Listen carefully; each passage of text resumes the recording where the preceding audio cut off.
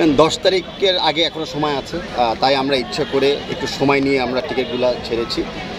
Bangla football federation থেকে আমরা সবসময় চেষ্টা করি নতুন কিছু করার জন্য, ইনোভেটিভ কিছু করার জন্য। প্রথমবার কিছু করতে গেলে ইনোভেটিভ হতে হলে একটু ভুল ত্রুটি হতে পারে, যেটা আমি স্বীকার করে নিয়েছি। কিন্তু ইস্যুটা না যে সমস্যা হচ্ছে, ইস্যুটা হলো আমরা কত দ্রুত সমস্যাটাকে সমাধান করতে পারছি।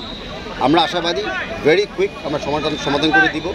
এটাও বলে রাখি, যে ধরনের আমরা ইনকোয়ারি এবং রেজিস্ট্রেশন পেয়েছি টিকিটের জন্য, স্টেডিয়ামের ক্যাপাসিটি কিন্তু মাত্র 18,000 গ্যালারিতে, আর আরও 2,000 গ্যালারির বাইরে।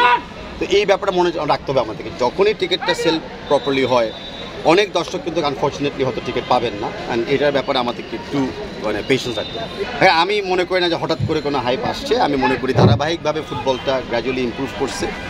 ফুটবলে অনেক ডিপার্টমেন্ট ছিল, আমি মনে করি হঠাৎ বলবো না, যে জায়গাতে আমরা সবচেয়ে বেশি কোঅর্ডিনেশন, যে একই সাথে কোচিং, রেফারি, ন্যাশনাল টিম, মেয়ে national team, youth football, technical committee যেগুলি আছে, সব কিছু নিয়ে আমরা কিন্তু কোঅর্ডিনেটেডভাবে আগাচ্ছি। তাই আমি মনে করি দৃশ্যমান হয়ে গেছে জিনিস। আমি তো এখন মনে করি বাংলাদেশের সম্ভাবনা গ্রুপ চ্যাম্পিয়ন হওয়ার জন্য।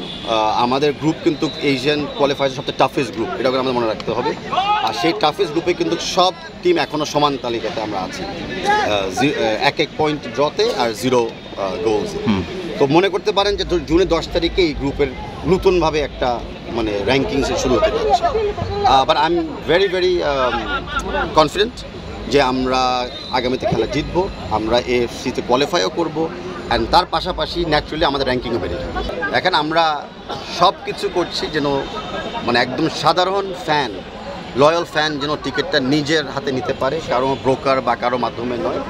আর যারা কালোবাজারি করতে চায় তাদের তো আপনারা নমুনা শুনেই গেছে ইতিমধ্যে।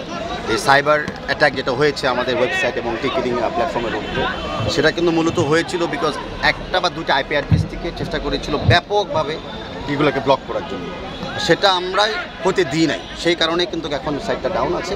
বাট আমরা নিয়মিত ব্ল্যাক মার্কেট এগেনস্টে আমরা অভিযান চালাবো। টিকিট কেনার থেকে শুরু করে স্টেডিয়ামে প্রবেশ করা পর্যন্ত আমরা একটা নজরদারিতে রাখবো, যে কারণে টিকিটটা সম্পূর্ণ অনলাইন এবং ডিজিটাল প্রক্রিয়াতে যাবে। আমরা এখনও আশাবাদী আজকে রাত্রি থেকে শুরু হবে, তবে ডেফিনেটলি আজকে রাত 10টার পর থেকে আমরা হয়তো সীমিত আকারে হলেও সাইট এবং প্ল্যাটফর্ম অন করে দিই। দেখেন, আমি সব স্পোর্টস ফেডারেশনের উপরে শ্রদ্ধা রেখে কথা বলি। আমি অন্য টুর্নামেন্টের ব্যাপারে কখনই কোনো কমেন্টস করি না, করতে চাইও না। স্পেসিফিকলি আমাদের ব্যাপারে আমি বলতে চাচ্ছি যে আমাদের ম্যাচ ডেতে ডেফিনেটলি একটা সার্জ অফ ফ্যান বেস আসতে পারে। আমরা তাদেরকেও স্টেডিয়ামের বাইরে অনেক আয়োজন রাখছি, যে যারা হয়তো স্টেডিয়ামে প্রবেশ করতে পারবেন না কিন্তু স্টেডিয়াম কমপ্লেক্সে ফ্যান জোনে থাকতে চান, সেসব ব্যাপারেও আমরা কিন্তু এনাফ আমি মনে করি অ্যাক্টিভিটিস তৈরি করতেছি যেন সবাই কিছু না কিছুভাবে এঙ্গেজ থাকে। অলরেডি তো আমরা শুনতে পাচ্ছি অনেক ফ্যান অনেকে করে ফেলতেছে।